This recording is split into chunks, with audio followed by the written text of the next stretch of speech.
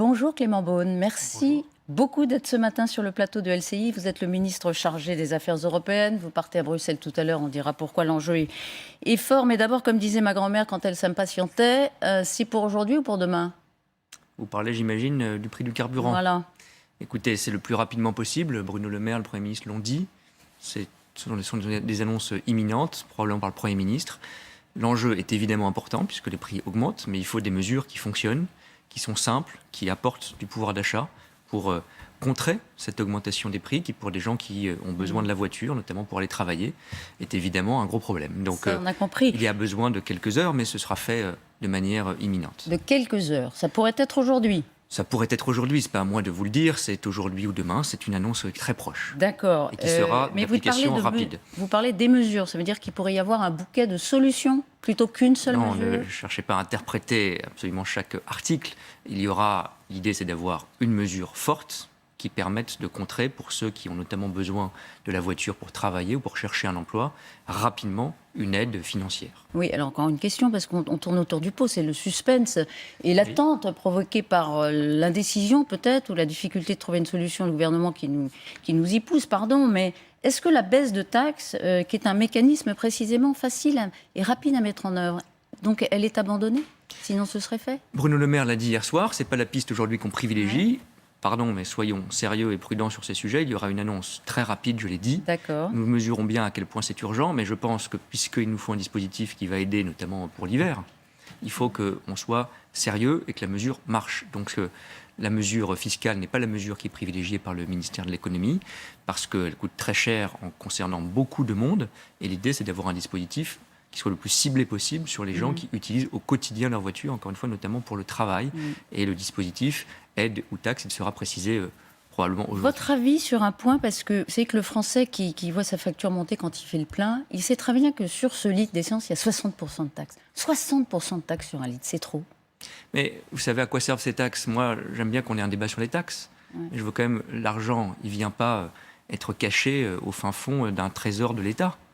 Il sert à financer une politique énergétique, la rénovation des logements. Il sert à financer nos infrastructures de transport, les mobilités notamment qui sont plus propres. Ceux qui disent que ça pourrait trains, financer, les routes. Ça pourrait justement redistribuer cet argent. Alors, soyons très clairs, parce que j'entends M. Bertrand et d'autres dire « rendez l'argent ». Un peu démagogique, comme si l'État volait l'argent des Français. C'est pas très sérieux quand on est, je crois, candidat. Mais soyons précis, puisque le problème énergétique, vous parlez d'impatience, on a déjà pris des mesures très fortes sur le gaz et l'électricité, qui en France augmente moins vite qu'ailleurs en Europe, mais augmente fortement. Et nous avons annoncé déjà 2 fois des mesures importantes. Donc on est réactif. Oui, il y a une promesse d'autres mesures. Pardon, et comment on finance les mesures qui vont permettre de bloquer les prix du gaz et de l'électricité pendant l'hiver, pendant le moment où elles augmentent partout dans le monde? On le fait, sur l'électricité notamment, par une baisse de taxes précisément. Donc on n'a aucun problème à prendre des mesures fortes, à rendre l'argent, je n'aime pas cette expression, mais en tout cas à ne faire aucun profit pour l'État, pour les grands opérateurs énergétiques, sur la hausse des prix de l'énergie. Donc on est très clair, le pouvoir d'achat, on prend des mesures électricité, gaz et dans quelques instants, carburant. Est-ce que le gouvernement, là, pour cette aide qui est très attendue, il faut qu'elle soit massive, est-ce que le gouvernement est prêt à cramer la caisse, comme disait Valérie Pécresse? C'est quand même paradoxal, les mêmes qui nous disent vous cramez la caisse, Valérie Pécresse et d'autres. Non mais, c'est-à-dire vous, disons-le concrètement, vous dépensez trop, c'est ça qu'ils nous disent. Ils nous disent en même temps, pouvoir d'achat, problème pour les Français, notamment les plus modestes, et délai. Et ils ont raison. Donc on ne crame pas la caisse. Ceci posé, est-ce que vous êtes prêt à dépenser beaucoup pour cette mesure? Il y aura une aide, bien sûr. Mais est-ce que ce sera une aide substantielle? Est-ce que vous souhaitez qu'elle le soit substantielle? Bien sûr, il faut qu'elle soit substantielle pour les Français. Mais comme le rappelait hier Bruno Le Maire, l'argent, il n'est pas magique. L'argent qu'on prend pour une aide, il se retrouve dans les impôts ou d'autres. Donc on doit faire ça de manière sérieuse. Sauf que la croissance vous donne un surplus de rentrée fiscale. D'accord, Madame Martichaud, mais 8 milliards, donc vous pourriez pas une cagnotte, mais c'est quand même c'est quand même on a plus de 100% de dette, bonne. et quand on a un déficit que j'espère on va réduire à moins de 5% dès l'an prochain, mais qui reste élevé, quand on a dépensé, et c'était normal, par le quoi qu'il en coûte, plusieurs centaines de milliards d'euros pendant la crise, on ne peut pas dire qu'on a des cagnottes. Ça n'est pas sérieux. En revanche, oui, avoir une aide pour l'hiver, pour la hausse des prix de l'énergie, on le fera. Et donc ceux qui nous disent que ce n'est pas assez doivent aussi être responsables. Il y aura une aide très significative. Je rappelle que ce qu'on a déjà annoncé sur l'électricité et le gaz, c'est plus de 4,5 milliards d'euros d'aide. Donc on est sur des montants très importants et parce que la situation l'exige. Et pourquoi on insiste à ce point? Parce qu'il y a un contexte quand même, Clément Beaune. Par exemple, le politologue Jérôme Fourquet disait hier « Nous avons un terreau qui ressemble furieusement à ce qui avait permis le déclenchement des Gilets jaunes. Est-ce qu'Emmanuel Macron s'en inquiète ? Mais le gouvernement, le président, soyons très vigilants. Moi, je ne crois pas qu'il ne faut pas chercher à répéter les épisodes du passé, qu'on soit à l'aube d'une crise du type de celle des Gilets jaunes. Mais les Gilets jaunes... Vous ne pensez pas ? Non, mais le sujet n'est pas tellement de savoir s'il y aura telle ou telle mobilisation. C'est la douleur et la souffrance et la difficulté économique que ça exprime les Gilets jaunes. Si vous pouviez prévenir un mouvement, personne ne l'avait vu venir la dernière fois. Ni vous ni moi, Elisabeth Martichoux. Vous seriez heureux. Bien sûr, mais ce qu'on sait, au-delà du mouvement lui-même, ce sont les causes. Les causes, c'est parfois un déclassement, c'est parfois dans certaines zones rurales, chez des gens qui ont besoin de prendre leur voiture, chez des gens qui ont besoin de se chauffer, qui ont parfois encore une passoire thermique, que c'est difficile et que la transition écologique, comme on dit de manière savante, pour eux c'est très concret, c'est plus de dépenses. Donc on doit les accompagner, ça effectivement, pour ne pas revivre ce qu'on a fait peut-être mal fait à certains moments, c'est-à-dire d'augmenter le prix de l'énergie, parce que oui, la transition énergétique, ça veut dire que les énergies fossiles vont être plus chères, ça veut dire à court terme, accompagner pour le pouvoir d'achat, on le fait massivement, on le fera encore dans les prochaines heures, pour aider les plus modestes, mais ça veut dire aussi faire du fond et du long terme. Quand on rénove des logements, quand on essaye de développer des transports alternatifs à la voiture, mais bien sûr ça prend du temps, mais il faut le faire parce que c'est ça qui va baisser la facture à la fin. Vous pouvez trouver ça peut-être ingrat, mais c'est le cas. Les Français peuvent avoir le sentiment, ce matin, en faisant leur plein, en allant chercher leurs courses alimentaires, que finalement le politique et vous n'avez pas réglé leurs problèmes. Ils se retrouvent face aux mêmes difficultés qu'au moment des Gilets jaunes. Mais soyons sérieux. On aborde. On l'est, hein. Non, mais ils le sont. Bien sûr, ils le sont. Ils sont en difficulté. Mais je pense que chacun comprend, d'abord, qu'on réagit vite. Ce sera dans, je l'ai dit, quelques heures, je ne peux pas vous dire le moment exact, mais ce sera annoncé. On prendra des mesures fortes. Mais je pense que la responsabilité du politique, c'est de dire ce qui va se passer au-delà de l'hiver et des 6 mois. Et que si on n'a pas une politique énergétique sérieuse qui réduit notre dépendance aux énergies fossiles, au pétrole, au gaz, comme on le fait en France, notamment grâce au nucléaire, mieux que nos partenaires européens. Si on n'accélère pas cela par un réinvestissement dans le nucléaire et dans les énergies renouvelables, quand on n'investit pas dans la rénovation thermique des logements, le problème se reposera l'hiver prochain et l'hiver d'après. Ça, les Français en sont conscients. Donc, mesure d'urgence aujourd'hui, et puis on agit sur le fond pour l'avenir, parce que je crois que chacun comprend aussi que pour soi-même, pour ses enfants, il n'y a pas seulement une mesure de pouvoir d'achat là aujourd'hui, il y a des choses à changer pour l'avenir. Gros bras de fer entre la Pologne et l'Union européenne. Clément Beaune, pour faire simple, la Pologne conteste au niveau constitutionnel la supériorité du droit européen sur le droit national. Il y a un haut responsable de l'Union européenne qui est cité ce matin dans le Figaro qui dit c'est comme si quelqu'un avait placé une bonbonne de gaz sous la table. C'est vous qui avez dit ça ? Non, c'est pas moi. Bravo. En tout cas, la présidente de la Commission a dit on ne va pas se laisser faire, il y aura des sanctions. Et le Premier ministre polonais dit il dénonce lui, un chantage. Est-ce qu'il a tort ? Oui, il a tort, parce que là aussi, sortons des mots de combat de boxe. Bon, qu'est-ce qui se passe ? En Pologne, il n'y a pas juste une décision récente, un peu technique. Bon, il y a l'état de droit, comme on l'appelle. C'est quoi l'état de droit ? Ce sont des règles élémentaires qui nous permettent de vivre dans une démocratie protectrice. L'indépendance de la justice, l'indépendance des médias, le fait que l'éducation soit libre et ne soit pas une forme de catéchisme d'État.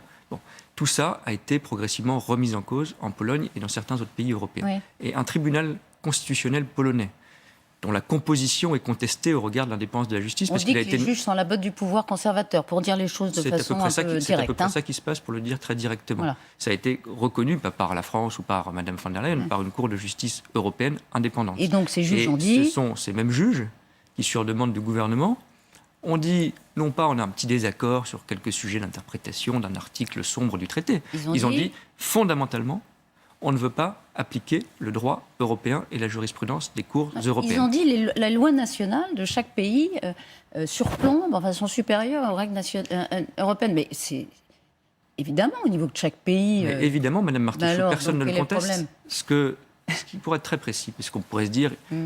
Pardon, arrêtons d'emmerder les Français, comme disait le président Pompidou, arrêtons d'emmerder les Européens avec des règles au-dessus, avec des juges qu'on ne connaît pas à Luxembourg, à Strasbourg ou ailleurs. C'est pas ça qui se passe.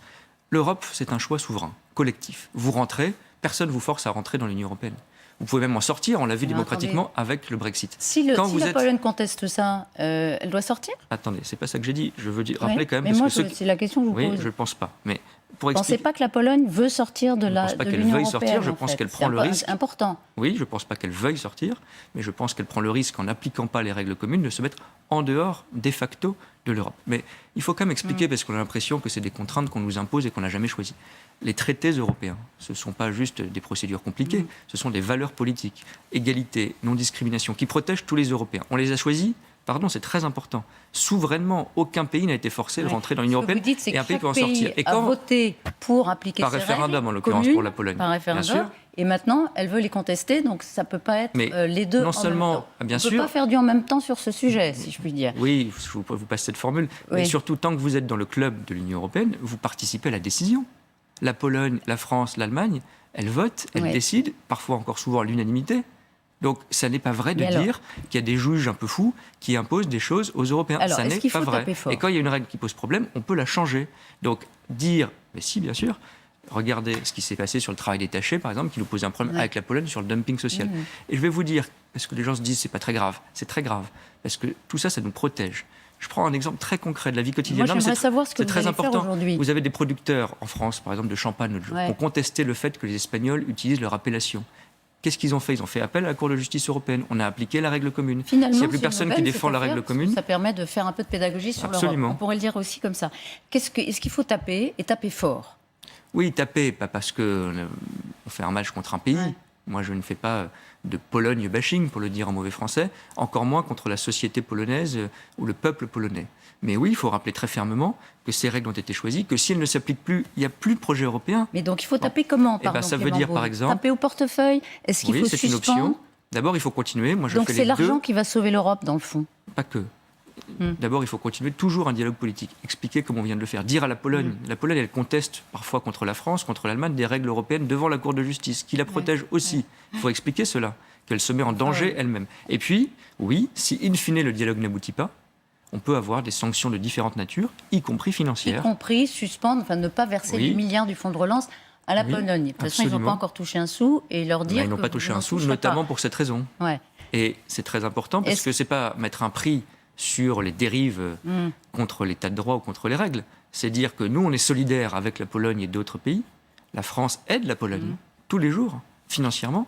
Mais on ne peut pas aider un pays qui ne respecte pas le pacte qu'on a signé ensemble et les valeurs élémentaires. Sinon, il part. Mais vous dites, en fait, la Pologne ne veut pas aller jusqu'à quitter l'Europe. Bien sûr, parce qu'il y a un certain confort à toucher l'argent, à bénéficier des avantages de l'Europe et du marché européen, mais à ne pas respecter les règles.